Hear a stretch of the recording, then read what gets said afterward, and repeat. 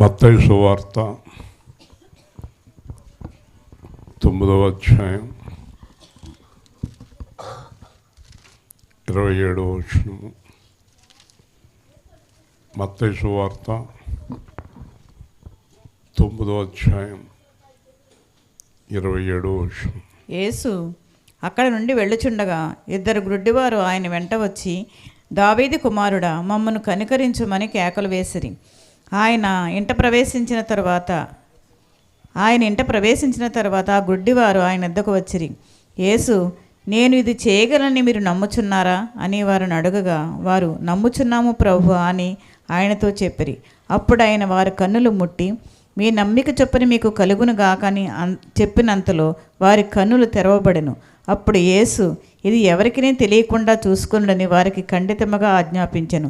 అయినను వారు వెళ్ళి ఆ దేశమంతటా ఆయన కీర్తి ప్రచురము చేసిరి. జాగ్రత్తగా వింటాము.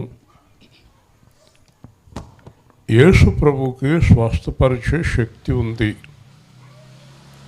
ఎందువలన అని అడిగితే, మనల్ని చేసిందే ఆయన.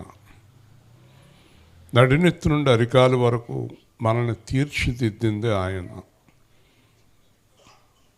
ఎక్కడ లోపం ఉందో ఆయనకి బాగా తెలుస్తుంది. మనమైతే స్కానింగ్లు తీయాలి, ఎంఆర్ఐ స్కానింగ్లు ఎన్ని చేసినా ఒకసారి అసలు ఏ స్కానింగ్లోనే దొరకదు లోపం. మనకి ఈ లోపము చాలా విషయాల్లో లోపం దొరకదు. చాలా హాస్పిటల్ తిరిగామండి, చాలా చోట్లకి వెళ్ళామండి. ఇప్పుడు అనారోగ్యంగా ఉన్నవారి గురించి ఎంతో బాధగా ఉంటుంది కనుక ఎవరు చెప్పినా అక్కడికి వెళ్తారు. ఏ వైద్యం అయినా ఆ వైద్యుడి దగ్గరికి వెళ్తారు. ఏ విధం చేతనైనా తగ్గుతుందని.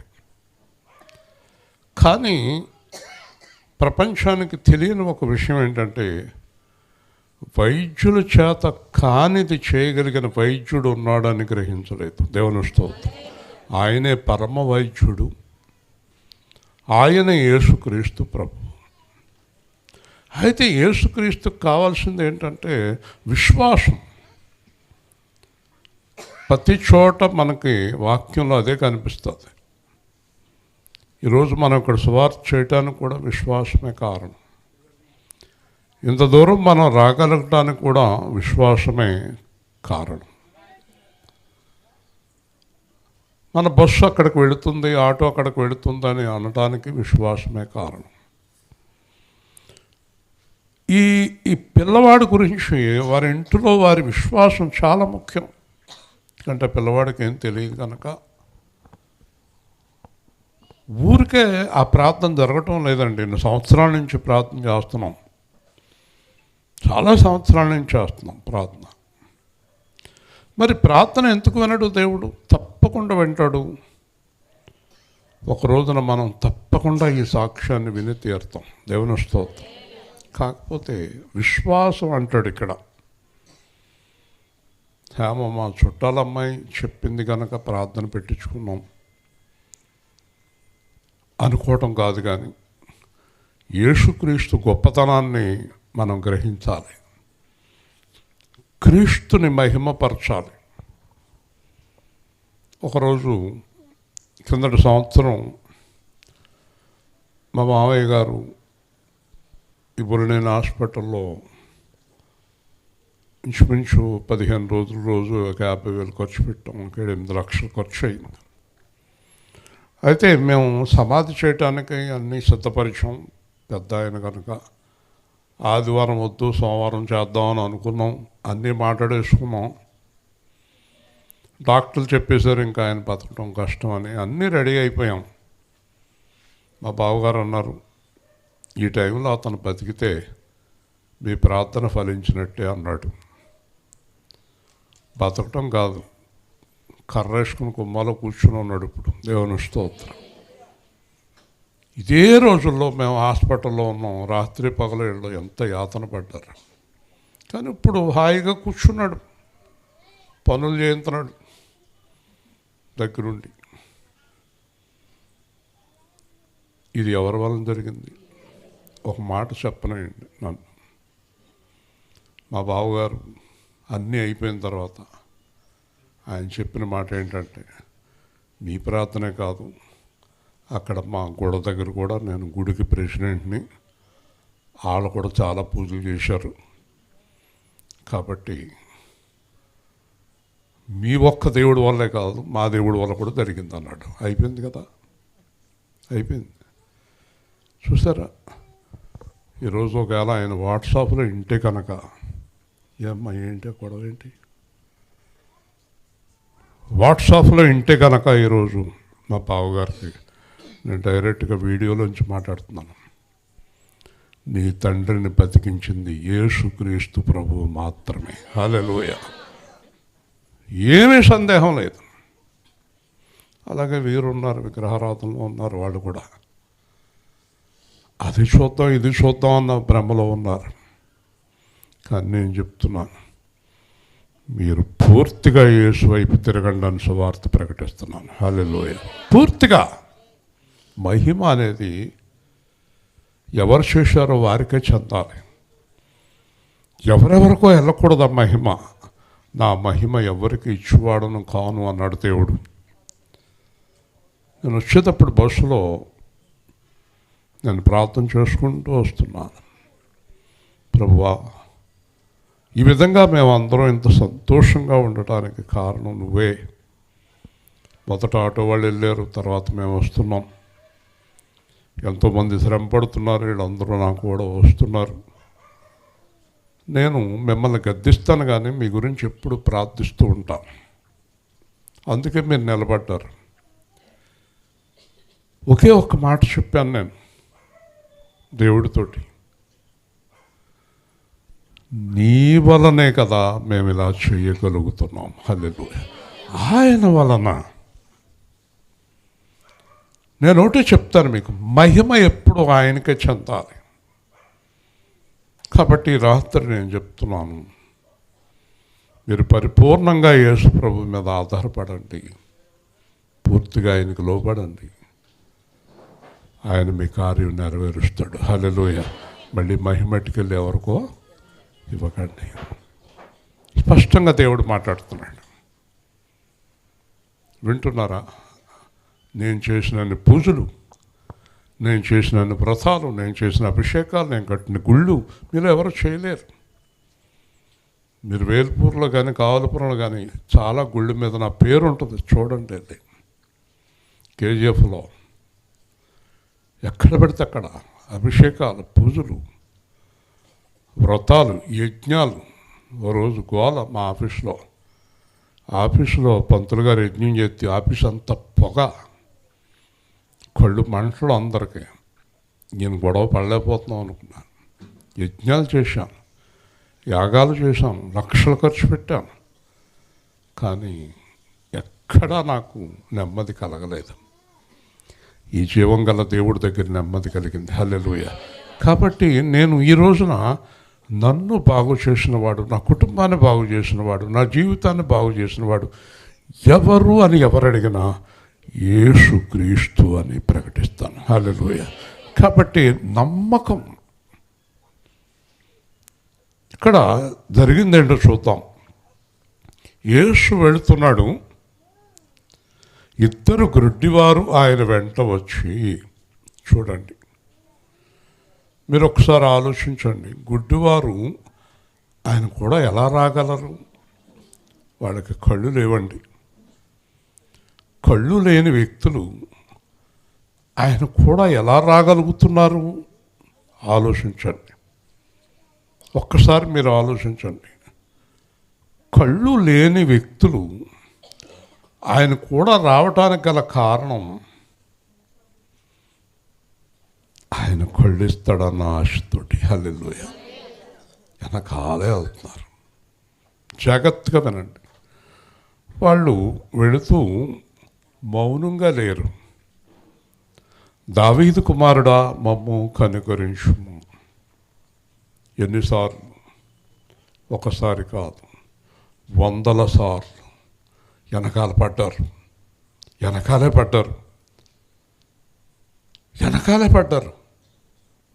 తప్పే ఉంది? కార్యం చేసేవాడు వెనకాల, పనికి మనలో వెనకాల సంవత్సరాల తరబడి తిరిగాం మనం. దేవుని స్తోత్రం. దావీదు కుమారుడా నన్ను దాటిపోకయ్యా, నజరేతువాడా నన్ను విడిచిపోకయ్యా, దావీదు కుమారుడా నన్ను దాటిపోకయ్యా, నజరేతువాడా నన్ను విడిచిపోకయ్యా, నీవు తప్ప నాకు ఈ లోకంలో ఎవరున్నారయ్యా, నీకు తప్ప నాలో ఎవరికి చోటే లేదయ్యా, నీవు తప్ప ఈ లోకంలో ఎవరున్నారయ్యా, నీకు తప్ప నాలో ఎవరికి చోటే లేదయ్యా, దావీదు కుమారుడా నన్ను దాటిపోకయ్యా, నజరేతువాడా నన్ను విడిచిపోకయ్యా, దావీదు కుమారుడా నన్ను దాటిపోకయ్యా, నజరేతువాడా నన్ను విడిచిపోకయ్యా, గ్రుడ్డివాడినయ్యా నా కనులు తెరువవా, మోగవాడినయ్యా నా నోరు తెరువవా, గ్రుడ్డివాడినయ్యా నా కనులు తెరువవా, మోగవాడినయ్యా నా నోరు తెరువవా, కుంటివాడినయ్యా నా నడక నింపవా, కుంటివాడినయ్యా నా కనులు తెరువవా, దావీదు కుమారుడా నన్ను దాటిపోకయ్యా, నజరేతువాడా నన్ను విడిచిపోకయ్యా, దావీదు కుమారుడా నన్ను దాటిపోకయ్యా, నజరేతువాడా నన్ను విడిచిపోకయ్యా. దేవుని స్తోత్రం. పాటలు రావాలి, కొన్ని రావు. పాడేవాళ్ళకే మైక్ ఎవరు మీరు ఇవ్వాలి అందరికీ, పాడేవాళ్ళందరికీ. ఏళ్ళ పాడాలి వాళ్ళు పాడకూడదని రూల్స్ ఏం లేవు. పరిగెత్తుకొచ్చి ఎవరైనా ఇక్కడ కూర్చొని పాడవచ్చు. ప్రతి ఒక్కడికి పాడే అవకాశం ఉంది, మంచిది. కాబట్టి వీళ్ళు ఏం చేస్తున్నారంటే, కళ్ళు లేవు వీళ్ళందరం గంటేస్తారండి. కానీ కళ్ళు లేని వాళ్ళు ఏమన్నా ఇస్తారండి? కళ్ళు లేని వాళ్ళు, నడవలేని వాళ్ళు ఉండు ఉండు ఉండు అంటారు. వీళ్ళు ఏదో సాధించేద్దామని కదా. కాబట్టి వీళ్ళు ఆయన వెనకాల వెళ్ళిపోతున్నారు. ఈయనేంటి వెనక్కి తిరిగి చూడవచ్చు కదా, చూడండి వెనక్కి తిరిగి చూడవచ్చు. కళ్ళు లేవు పాపం వాళ్ళు, కానీ చూడలేదు, వెళ్ళిపోతున్నాడు ముందు, వేగంగా వెళ్ళిపోతున్నాడు. ఒకసారి అబ్రహాం ఇంటికి ముగ్గురు వచ్చారు. ఈ అబ్రహాం ఇంటికి కాదు, అబ్రహాం ఇంటికి ముగ్గురు వచ్చారు. ముగ్గురు వస్తే వెంటనే అబ్రహాం అన్నాడు, అయ్యా ఇక్కడ కూర్చోండి, సేద తీర్చుకోండి, వంట చేసి పెడతాను, మీకు భోజనం పెడతాను, వినండి, మీకు భోజనం పెడతాను అని ఒక మాట అన్నాడు. దయచేసి ఈ దాసుని దాటిపోవద్దు. వినమ్మా, ఆవిడ వంకెంత చూస్తావు, నీ గురించి పనిగట్టుకుని అంత కష్టపడవద్దు. మంగతాయారు గారు. కాబట్టి దాటిపోవద్దు అన్నాడు. ఆగిపోయాడు, అంతే. ఆగిపోయాడు కదా. భోజనం తిన్నాడు. ఎవరు? దేవుడు. భోజనం చేశాడు. భోజనం చేశాక మీ ఆవిడ ఎక్కడుందన్నాడు. నీ భార్య సారా ఎక్కడుందన్నాడు. ఎక్కడో ఉంది ప్రభు అన్నారు. సరే, నేను ఎవరింటికి ఊరికే రాను, వచ్చినా భోజనం చేయను, చేశాను అంటే ఏదో కార్యం చేయకుండా వెళ్ళను. వచ్చే ఈ టైంకి నీ భార్యకు ఒక కుమారుడు కలుగుతాడు అన్నాడు. హల్లెలూయా. ఆవిడికి 89 ఏళ్ళు. ఎన్నేళ్ళు? మంగతయారు గారి వయసు అంతా 64. మరి 89 సంవత్సరాలు. అబ్రహాం గారికి 99 సంవత్సరాలు. ఏమండి అబ్రహాం గారు? ఓకే. అసలు పిల్లలు ఎలా పుడతారండి? అసలు ఏమన్నా సాధ్యమయ్యే పనేనా? ప్రపంచంలో ఎవరు ఒప్పుకోరు అలా పిల్లలు పుడతారండి. కానీ దేవుడు ఏమన్నాడు? పుడతాడు. దేవుని స్తోత్రం. ఇచ్చేది ఆయనే కదా. సారా అక్కడ నవ్వుతుంది. ఏంటో ఈయనెవరో భోంచేసి ముసలిదానికి ముసలుడికి పిల్లడు పుడతాడు అంటాడేంటి అంటే దేవుడు అన్నాడు. సారా నవ్వుతుంది అన్నాడు. అయ్యి బాబోయ్, ఆవిడేమో వేమగిరి సెంటర్లో ఉంది, ఈయనేమో ఇక్కడ ఉన్నాడు. ఆవిడ నవ్వుతూ ఈయనకి ఎలాగ తెలిసింది? అందుకే దేవుడు. హల్లెలూయా. ఆ అమ్మాయి అనుకుంటుంది, ఎన్నో సంవత్సరాల నుంచి మా అబ్బాయికి ఎంత బాధపడుతుంటే ఇవాళ మైకులో 4 మాటలు చెప్తే మా అబ్బాయికి తగ్గిపోద్దా అనుకుంటుందేమో ఆ పిల్ల. కానీ తగ్గిపోద్దమ్మా. దేవుని స్తోత్రం. మీ ఇంటికి రావడానికి ఎన్ని సంవత్సరాలు పట్టింది. మొన్న వచ్చింది హేమ, గోపాలపురం అంది, మళ్ళీ వచ్చి వేమగిరింది. కుదరదాను. అయ్యి బాబా అలా కాదండి, వాళ్ళ ఇంటికాడ జరగాలండి, ప్రార్థన చేసి చెప్తాను అన్నాను. మళ్ళీ ఒప్పుకున్నాను. సరే దేవుని చిత్తం అనుకోండి, జాగ్రత్తగా వినండి. షారా నవనేలా అని అద్భుతమైన మాట మాట్లాడాడు. యెహోవా నాకు అసాధ్యమైనది ఉన్నదా అన్నాడు. హల్లెలూయా. దేవుడికి అసాధ్యమైంది లేదు. అయితే మనం నమ్మాలి ఆ మాట. ఆ పిల్లవాడిని తప్పకుండా స్వస్థపరుస్తాడని నమ్మకంతో ప్రార్థన చేయాలి. నమ్మాలి. బాగుపడ్డ తర్వాత మీరు చాలా ఘనంగా దేవుణ్ణి ప్రార్థన పెట్టుకోండి. హల్లెలూయా. అందుకనే ఏం కోరడు దేవుడు. ఎక్కడ చర్చ్ ఉందో ఆ చర్చికి వెళ్ళి మా అబ్బాయిని దేవుడు బాగు చేశాడని సాక్ష్యం చెప్పండి. హల్లెలూయా. అంతే. అందుకంటే ఏమో దేవుడికి కావాల్సింది కానుకలు, దర్పాలు, డబ్బులు, గొడవలు ఆయనకి ఏం అక్కర్లేదు. ఓకే, మంచిది. కాబట్టి కరెక్ట్గా సంవత్సరం అయ్యేటప్పటికి పిల్లడు పుట్టేశాడు వాళ్ళకి. ఇక్కడ వెళ్ళిపోతుంటే వెనకాల వెళ్ళిపోతున్నారు. అందుకే యేసుని మనం ఎప్పుడు వదిలిపెట్టకూడదు. దేవుని స్తోత్రం. వదిలిపెట్టకూడదు. మన పిల్లలందరూ కూడా వయసులో ఉన్న పిల్లలు చాలా పట్టుదల కలిగిన వారు. ఈ సెంటర్లో తొండ జుట్టుని మోటార్ సైకిల్ వేసుకుని కళ్ళజోడెట్టి తిరిగేవాడిని. ప్రపంచం ఏమైపోయినా ఆడనే పెళ్లి చేసుకుంటానంటది. ఆడు ఎంత దిక్కుమాలినోడు, పనికి మాలినోడు అయినా సరే చాలా పట్టుదల కలిగిన వాడు అండి ఇలాంటి విషయాల్లో. అలాగే నా జీవితంలో నా కోడలతో మాట్లాడినంటది. అయ్యో ఎంత పట్టుదల. మా అత్తగారు మొహం చూడండి అంటది. ఒకతే 3 పెళ్ళాలి ఎవరు నా జీవితంలో మాట్లాడతాం కుదరదు అంటారు. ఎన్ని పట్టుదలలో. అసలు ఇది ఒకటైనా పనికొచ్చి పట్టుదల అనేది. కానీ మనకు పట్టుదల దేవుడి విషయంలో ఉండాలి. హల్లెలూయా. దేవుడిని అడగాలి, ఈ కార్యం చేయకుండా నీ పాదాలు వదిలిపెట్టను. హల్లెలూయా. పట్టుదల ఏ విషయంలో ఉండాలి చెప్పమ్మా? అది కూడా కాదు, ఆ అమ్మాయి ఆవిడకి చెప్తున్నాను, మంచి విషయములో చెప్పండి. ఈ వీధంతా దుమ్ము ఉందనుకోండి, మీ వీధి వారందరూ కలిసి పట్టుదలతోటి ఈ దుమ్మంతా తుడిచేయాలి. కానీ ఆ లోపల నుంచి దుమ్ము తెచ్చి ఇక్కడ పోసారు అనుకోండి, ఇంకా దుమ్ము పెరుగుతూనే ఉంటుంది కదా.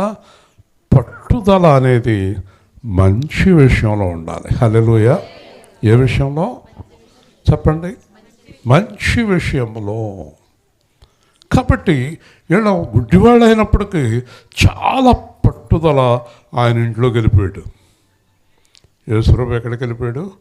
ఇంట్లోకి వెళ్ళిపోయాడు. తర్వాత లోపలికి వచ్చేసారు. వదిలిపెడతలేదు. మీరందరూ నేర్చుకోండి. ఈ రోజు నుంచి ఈ మంగతాయారు గారి కుటుంబం రోజు యేసుప్రభుని, నా మనవాడిని బాగు చేయి, నా కొడుకుని బాగు చేయి, మా పిల్లోని బాగు చేయి ప్రభువా, మా పిల్లోని బాగు చేయి ప్రభువా, మా పిల్లోని. అసలు రెండో మాట అడగొద్దు మీరు దేవుణ్ణి. హల్లెలూయా. గట్టిగా పట్టుకోండి, గట్టిగా పట్టుకోండి. యాకోబు దేవుణ్ణి గట్టిగా పట్టేసుకున్నాడు. రే వదలరా బాబు, నేను వదలను అన్నాడు. వదులుతావా వదలవా? వదలను అన్నాడు. ఒక్కటి కొట్టాడు, కాలు ఇరిగిపోయింది. వదలరా, కాలు ఇరిగిపోయినా చచ్చిపోయినా వదలను అన్నాడు. ఇంతకేంట్రా నాయన నీకేం కావాలి? నీవు నన్ను ఆశీర్వదించితేనే కానీ నిన్ను వదలను. హల్లెలూయా చెప్పండి. నువ్వు నన్ను ఆశీర్వదించితేనే కానీ వదలంటే ఆశీర్వదించి, ఒరే నాన్న నీ పేరు ఇశ్రాయేలు అన్నాడు. హల్లెలూయా. మనకు పట్టుదల లేదండి చాలా పనికిమాలిన విషయాలు. ఇశ్రాయేలు గారు నన్ను ఇంత అవమానించారు గనక తలకాయలా పక్క పెట్టి ఒకడు, నేను ఇంకా ఆ సంఘానికి వెళ్ళను. అల్లావిడితోటి నువ్వు కూడా వెళ్ళకు. అబ్బా ఎంత పట్టుదల! ఎవరో అర్థమైపోయి ఉంటుంది మీకు. కాబట్టి ఈ పనికిమాలిన విషయాల్లో కాదు పట్టుదల ఉండవలసింది. నువ్వు ఏ తప్పు చేస్తున్నావో ఆ తప్పు మానేయి పట్టుదలతోటి. హల్లెలూయా. అప్పుడు దేవుడే నిన్ను తీసుకొచ్చి పెడతాడు కదా, దేవుడే నిన్ను తీసుకొస్తాడు. ఒక అమ్మాయి సాక్ష్యం చెప్తుంది. ఆ అమ్మాయి ఎవరో కాదు, కలెక్టర్. వింటున్నారా? ఆ అమ్మాయి 8 మంది పిల్లలట. వాళ్ళ నాన్న కొంచెం అది ఇది ఏదో పోగేసుకుని అమ్ముకునేవారట. 8 మంది పిల్లలు. ఈ పిల్ల అటు సైడ్ యేసుప్రభు ఏమైనా ఉన్నాడా? ఉండుండో పక్క చూస్తున్నారు ముగ్గురు కూడా. మరేనండి మా సంఘంలో పక్క చూస్తే పంపించేస్తారు. ఇక్కడ మీరు నన్ను వెళ్ళిపోమంటారు. మా ఊరు వచ్చి మమ్మల్ని చూడొద్దంటారండి. ఆ పిల్ల ఆ స్కూల్ వంక చూసిదంట, కాలేజీ వంక చూసిదంట. నేను ఎప్పటికైనా కలెక్టర్ అవ్వాలని. వాళ్ళ నాన్న ఎక్కువ ఆశలు పెట్టుకోకమ్మా తల్లి, నువ్వు ఎక్కువ ఆశలు పెట్టుకోకే, ఇంతమంది పిల్లలు బతకటమే కష్టం, నువ్వు కలెక్టర్ని అంటావేంటి అంటే, నాన్న ఆశపడుతున్న తప్పే ఉంది అని ఆ పిల్ల ఇంట్రెస్ట్ చూసి ఒక ఆవిడ ఉచితంగా చదువు చెప్పడం ప్రారంభించింది. బాగా ఇంగ్లీష్ నాలెడ్జ్ పెరిగింది. ఆ పిల్లకి బాగా జ్ఞానం పెరిగింది.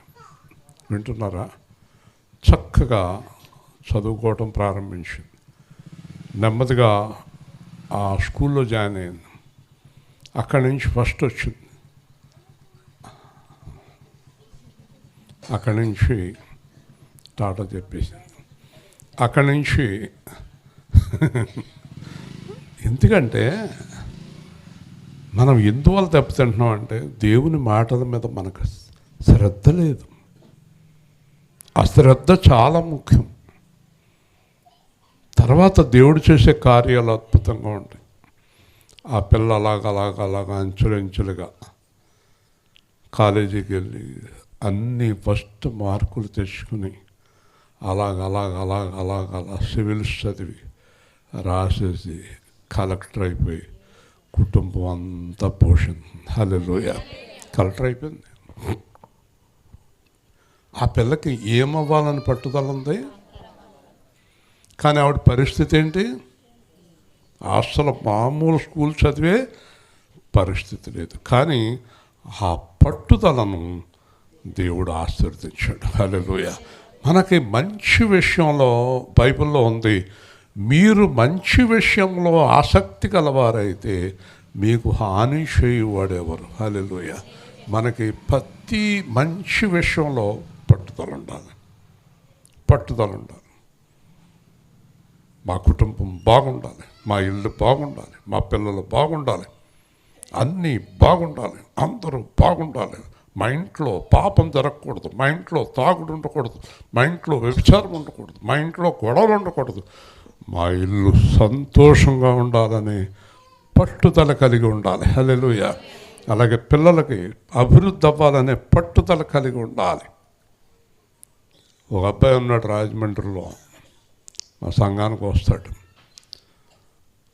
ఇంజనీర్ చేస్తున్నాడు. ఒక రాజమండ్రిలో సంఘం ఉందండి, బోరంపూడి జంక్షన్లో. ఆ అబ్బాయి తల్లిదండ్రులు నన్ను చెప్పమన్నారు, వివాహం చేసుకొని అంటున్నాడండి, కొంచెం మీరు చెప్పండి అని.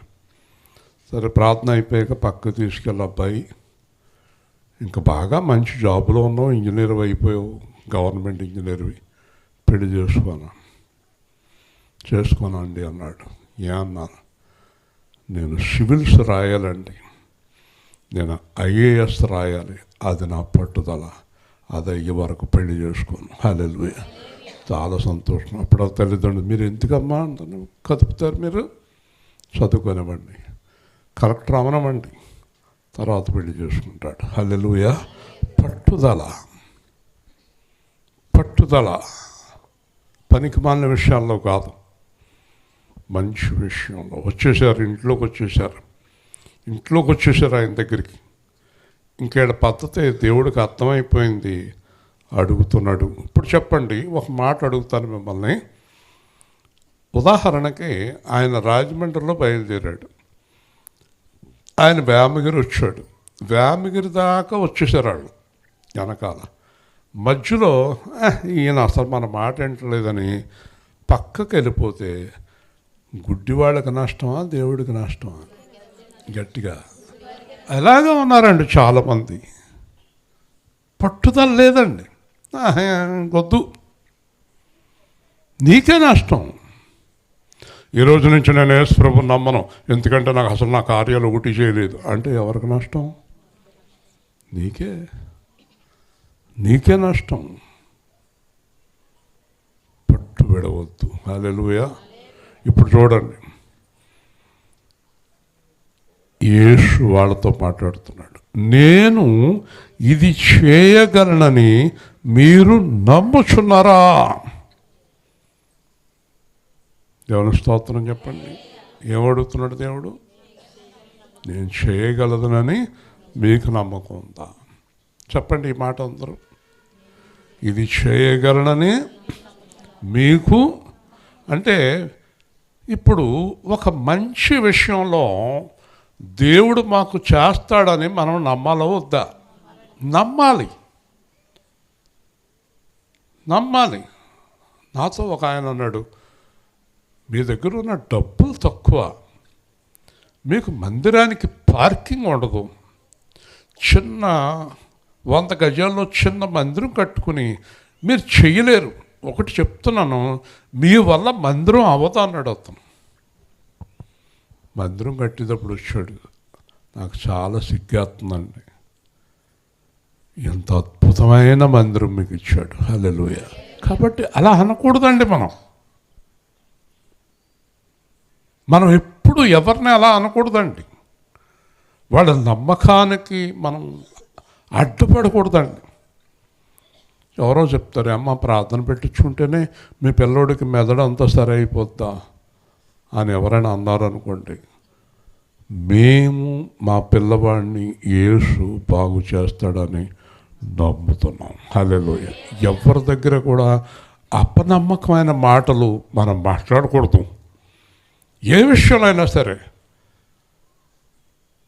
రాలింగ్ పాస్టర్ గారు అన్నారు, ఏంటి ఈయన వ్యానంలో సువార్త మొదలెట్టాడంట, ఇతని వల్ల అవుద్దా? మేమే చేయలేకపోయాం, ఇతనేం చేస్తాడు అన్నాడు. అతను ముసలోడు అయిపోయాడు. ఇప్పుడు 20 సంవత్సరాల సువార్త పూర్తి అయిపోయింది. హల్లెలూయా.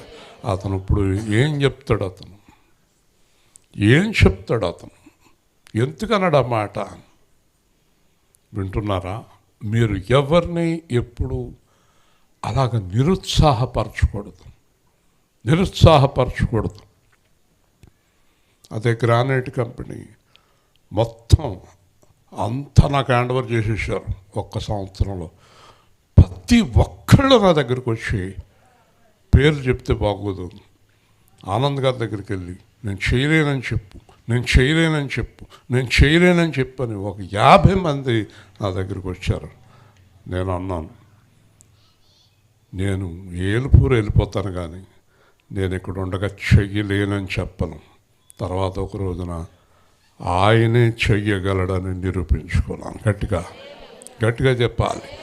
ఇది అంతే. సంఘం ఏషావా కేంద్రం అంతే. పట్టుదల.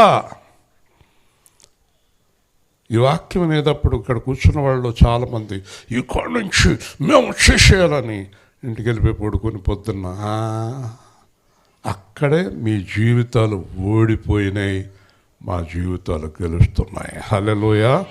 ఈ పట్టుదల ఎప్పుడు దాకా ఉండాలి? జీవించినంతకాలం. జీవించినంతకాలం పట్టుదల.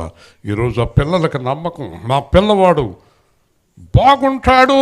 చెప్పండి చెప్పండి, నా పిల్లవాడు బాగుపడతాడు. దేవునికి అసాధ్యమైనది ఏదియు లేనిదేలేదు.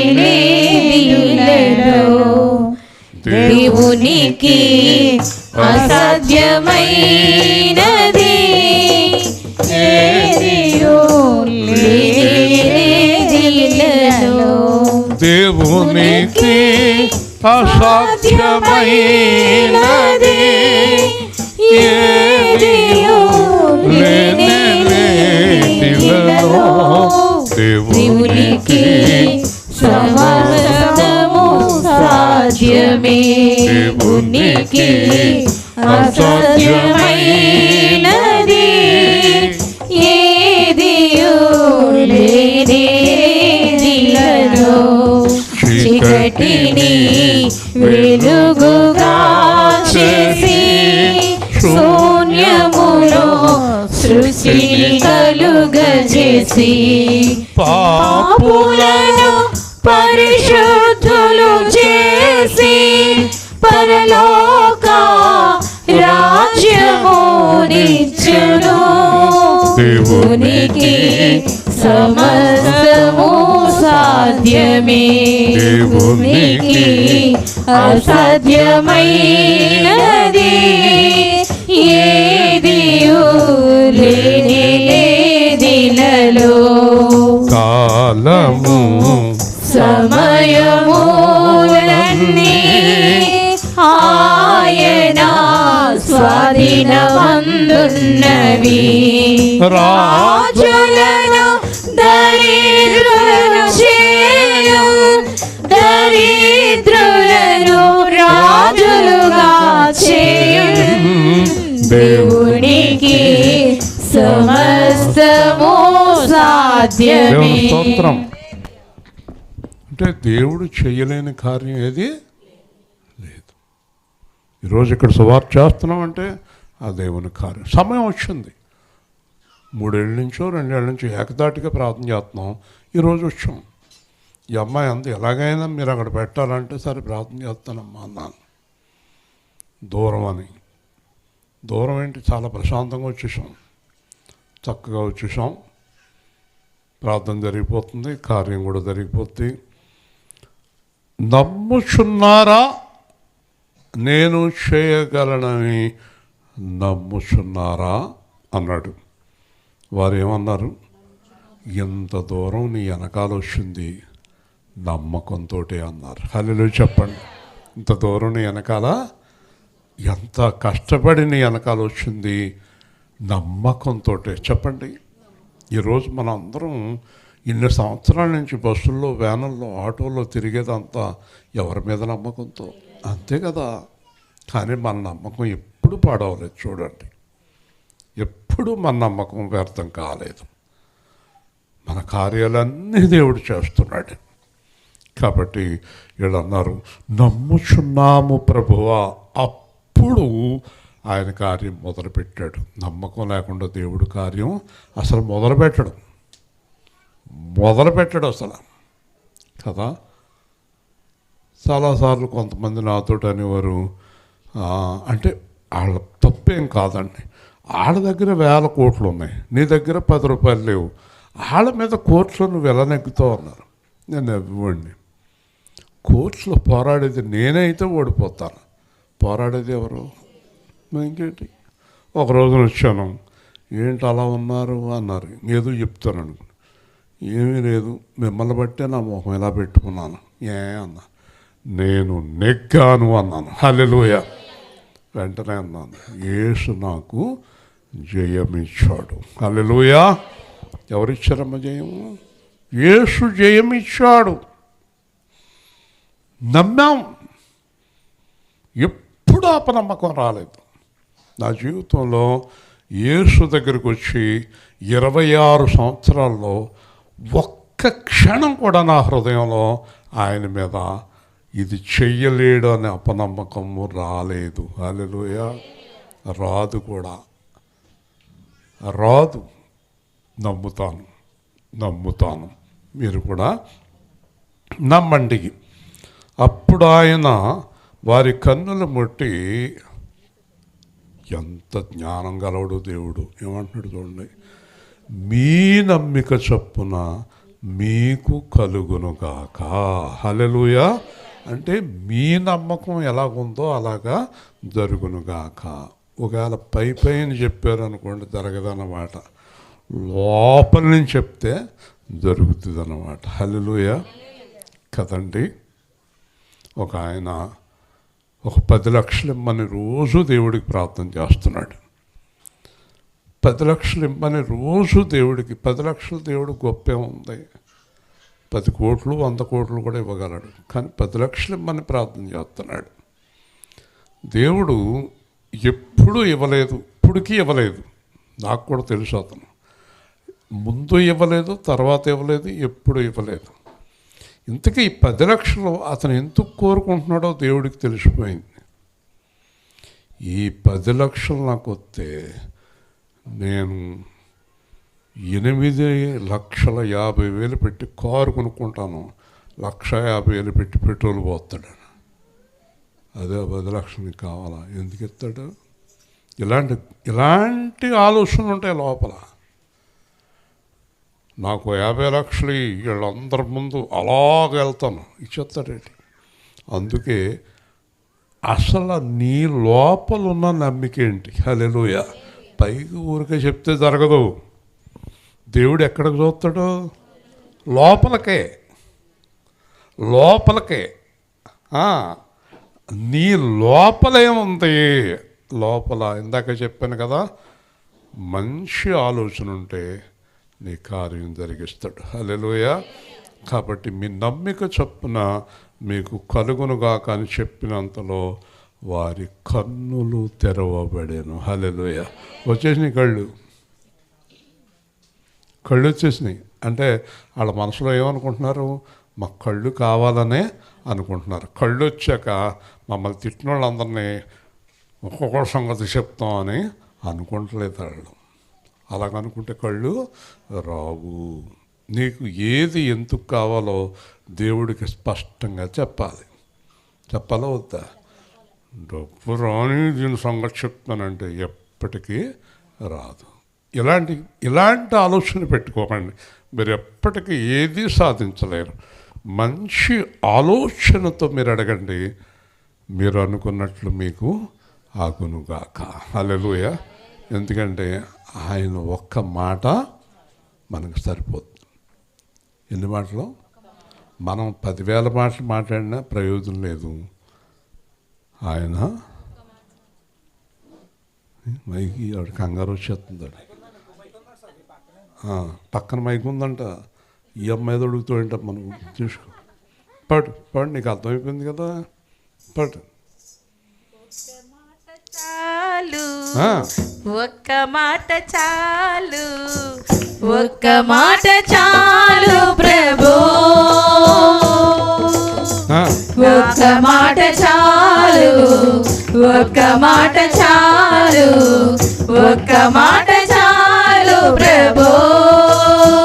నాతో నీవు మాట్లాడినచో నే బ్రతికెదను ప్రభు. నాతో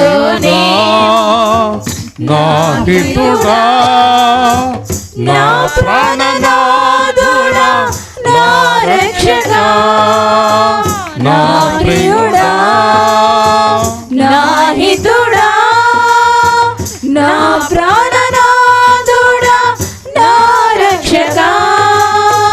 తప్పిపోయినాను తరలి తిరిగినాను, దొడ్డి నుండి వేరై హద్దు మీరినాను. లేదు నీదు స్వరము నిన్ను అనుసరింప, ఎరుగనైతి మార్గం లేదు నాకు గమ్యం. ఒక్క మాట చాలు, ఒక్క మాట చాలు, ఒక్క మాట చాలు ప్రభో. చచ్చియుంటి నేను, చుట్టబడితి నేను, ప్రేత వస్త్రములతో పండరాతి మాట. కానలేదు నిన్ను, కానరాదు గమ్యం. లేదు లేదు పాలుకో నాకు బ్రతుకునీయం.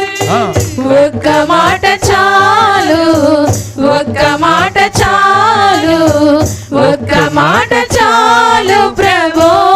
దేవుని స్తోత్రం. గుర్తుపెట్టుకోండి, ఈరోజు చక్కని మాట చెప్పి దేవుణ్ణి ఏదైనా అడగండి, కానీ మంచిది అడగండి. చెప్పండి, మంచిది అడగండి, మంచిది అడగండి. మంచిది అడిగి ఆ మంచిదాన్ని నమ్మండి. మంచిది అడిగి ఆ మంచిదాన్ని జరుగుతుందని నమ్మండి. చెడ్డది అడగండి, అడిగినా జరగదు. దేవుని చిత్తానుసారంగా అడగాలి. మనం ఏది అడిగినా దేవుని చిత్తానుసారంగా. అయ్యా, ఎప్పటి నుంచో అద్దె ఇంటిలో ఉంటున్నాను, ఏదైనా ఒక గది, చిన్న 2 గదులు ఇస్తారా మాకు అని అడగండి. దేవుడు అది భయంకరమైన కోరిక అనుకోడు. చిన్న ఇల్లు అడుగుతున్నారు, ఆయన అంటాడు ఒకవేళ పెద్ద ఇల్లే అనుగ్రహించవచ్చు. హల్లెలూయా. అలాగే ప్రతిదీ మంచి కోరిక. మర్చిపోకండి, యేసు ప్రభువుని చెడ్డవి అడగండి, చెయ్యడు. ఆయన అడిగిన చెయ్యడు, మంచిది అడగండి. అలాగే అడిగేది కూడా ఎవరి మీదో ఈర్ష్యతో, ఎవరి మీదో ద్వేషంతో అడగండి. మీరు జాగ్రత్తగా జీవించడానికి అడగండి. మీ అవసరము దేవుడు తీరుస్తాడు. కనుక వారి కన్నులు తెరవబడెను. హల్లెలూయా. ఎంతసేపు వెంబడింతే నష్టమే ఉంది, కళ్ళు చూశాడు. కాబట్టి మనం దేవుణ్ణి అనుసరిద్దాం, దేవుడు కూడా సాగుతాం. మనం నమ్మకమైన దేవుణ్ణి విడిచిపెడతాం, సాగుతాం. ఏదో ఒక రోజున మన హృదయాన్ని ఆయన అర్థం చేసుకుని మన హృదయంలో మార్పు వస్తే మన కార్యాన్ని ఆయన చేస్తాడు. మన హృదయం మీద ఆధారపడి ఉంటుంది అది. ఎవరి గొప్పలకో ఎవరికో దేనికో అడగొద్దు. మనం యథార్థంగా దేవుణ్ణి అడుగుదాం. చివరిగా యేసు ఇది ఎవరికి తెలియకుండా చూసుకోండి అన్నాడు. మీరు ఎవరికి చెప్పకండి అన్నాడు. కానీ చెప్పకుండా ఉంటారా? నేనేమన్నాను ఇప్పుడు? చర్చికి వెళ్ళి చెప్పండి అంటున్నాను. హల్లెలూయా. యేసు చెప్పొద్దన్నా మనం వినం, చెప్తాం. కళ్ళు వచ్చినాయి వాళ్ళకి, కళ్ళు వచ్చినాయని చెప్పకుండా ఎలా ఉంటారు వాళ్ళు? అడుగుతారు కదా, ఒరే ఇది వరకు మీకు కళ్ళు ఉండేవి కాదు, ఇప్పుడు కళ్ళు ఎలా వచ్చినాయి, ఎవరు ఇచ్చారు అంటే యేసయ్య ఇచ్చాడని చెప్పకుండా ఎలా ఉంటాము? హల్లెలూయా. కాబట్టి మీరు ఎవరికి చెప్పకుండా అని అన్న తర్వాత వారు వెళ్ళి దేశమంతా చెప్పారంట. ఎందుకంటే ఇప్పుడు కళ్ళు వచ్చేసినాయి వాళ్ళకి, ఎక్కడికైనా వెళ్ళిపోతారు. అసలు చాలా సంవత్సరాలు బాధపడిపోయారు, ఏం కనబడక వాళ్ళకి. మొత్తం అంతా కనబడుతుంది, ఊరుకుంటారా? వెళ్ళి ఎక్కడ పడితే అక్కడికి వెళ్ళి యేసు కళ్ళు ఇచ్చాడు, యేసు కళ్ళు ఇచ్చాడు, యేసు మాకు కళ్ళు ఇచ్చాడు అంటే ఇంకా అనేక వేల మంది దేవుడి దగ్గరికి పరిగెత్తుకుని వచ్చారు. హల్లెలూయా. కాబట్టి ఈరోజు దేవుడిని అడిగాను, ఏ వాక్యం చెప్పమంటారంటే వారిని నమ్మమను, నమ్మి రోజు ప్రార్థించమను, వారి కార్యం జరిగిన తర్వాత సాక్ష్యం చెప్పమను. హల్లెలూయా. అంతే దేవుడు కోరుకునేది, ఇంకేం కోరుకోడండి. పాస్టర్లు ఏమో చెప్తారు కొంతమంది, మీరు అలా చేయండి ఇలా ఏమి చేయొద్దండి, నమ్మితే చాలు. హల్లెలూయా. నమ్మితే చాలు. ఏదో చేస్తే దొరకదండి. మీరు అక్కడికి వెళ్ళి ఆ చర్చిలో 200 మందికి భోజనం పెట్టండి, మీ అబ్బాయికి తెలివి వచ్చేద్దంటే మీకు 200 మంది ఖర్చు అయిపోద్ది, కానీ మీ అబ్బాయికి ఏమీ రాదు. అలాంటి మాటలు నమ్మకండి. ఇలాంటి కార్యక్రమాలకి దేవుడు ఏం చేయడు. ఈయన బయటోడు కాదు దేవుడు. దేవుణ్ణి నమ్మితే కార్యం చేస్తాడు. హల్లెలూయా. ఏం చేయక్కర్లేదు, నమ్మటం, దేవుణ్ణి నమ్మటం, పూర్తిగా నమ్మటం, ఆయన మీద విశ్వసించడం, ఆయన మా కార్యం చేస్తాడని బలంగా నమ్మండి. తప్పకుండా ఒక రోజున దేవుడు మీ కార్యాన్ని నెరవేరుస్తాడు. నెరవేరిన తర్వాత ఒక చక్కని మీటింగు అందరి ముందు పెట్టి అందరిని కేకేసుకుని యేసు ప్రభు మాకు కార్యం చేశాడని చెప్పుకుందాం. చేస్తారా? చేయరా? ఇంక చాలు అంటారా? మీ కోళ్ళ కూతురా, అమ్మాయా, మీ చిన్న పాప మీకంటే ముందు తలకాయ చేస్తాం అంటే ఆ పిల్లోడితో నానా బాధ పడి పడి పడి పాపం అంటుంది. ప్రార్థన చేద్దామా? మళ్ళీ ఆ పిల్లోడి గురించి చేద్దాం అందరం. మరి ఎంత దూరం మనం వచ్చాం. ఆ పిల్లోడిని దేవుడు బాగు చేయాలని దేవుడు పాదాలు పట్టుకుందాం. యేసు ప్రభు పాదాలు పట్టుకుందాం. సిలువలో యేసు ప్రభుని చూడండి, కాలు మీద కాలు మేకొట్టి చిందిస్తున్న రక్తాన్ని ఒక్కసారి చూడండి. మీరు అందరూ ప్రభువుని అడగండి. ప్రతి ఒక్కరు ప్రభువుని అడగండి. అయ్యా, ఆ చిన్న బిడ్డతో వారు ఎంత బాధపడుతున్నారో, వారి హృదయం ఎంత కుమిలిపోతుందో ప్రభు ఒక్కసారి ఆ బిడ్డ విషయంలో మీ సహాయం చేయండి. తప్పకుండా ఈరోజు మీరు మాట్లాడిన వాక్యాన్ని బట్టి తప్పకుండా మీరు కార్యం జరిగిస్తారని బలంగా మేము నమ్ముతున్నాం. ఆ బిడ్డను స్వస్థపరచండి, సంపూర్ణ ఆరోగ్యం దయచేయండి. పూర్తిగా బిడ్డను స్వస్థపరిచి వారికి మహదానందం కలుగజేయండి నాయన. మరి ఈ ప్రార్థన ఏర్పాటు చేసిన వారి కుటుంబాలను దీవించండి, అందరిని దీవించండి. సంఘంలో వాహనాలు నడిపి, ఆటోలు నడిపి, బస్సులు నడిపి, వాయిద్యాలు వాయించి ఈ విధంగా ఎంతో సహకరిస్తున్న ప్రతి బిడ్డను దీవించండి. ఈ చుట్టుపక్కల ఈ గ్రామ ప్రజలను దీవించండి, వేమగిరి వారిని దీవించండి, నాయకులను దీవించండి, ప్రతి కుటుంబాన్ని దీవించండి. తిరిగి వెళుతున్న ప్రయాణంలో మాకు మీ సన్నిధి తోడుగా ఉంచండి. యేసుక్రీస్తు అత్యంత శ్రేష్టమైన నామంలో ప్రార్థించి వేడుకుంటున్నాం పరమ తండ్రి, ఆమేన్. మంచిదండి. రేపు రాత్రి జ్యోతి గారి ఇంటి ఎదురుగుండా సువార్త తొందరగా వచ్చేయండి.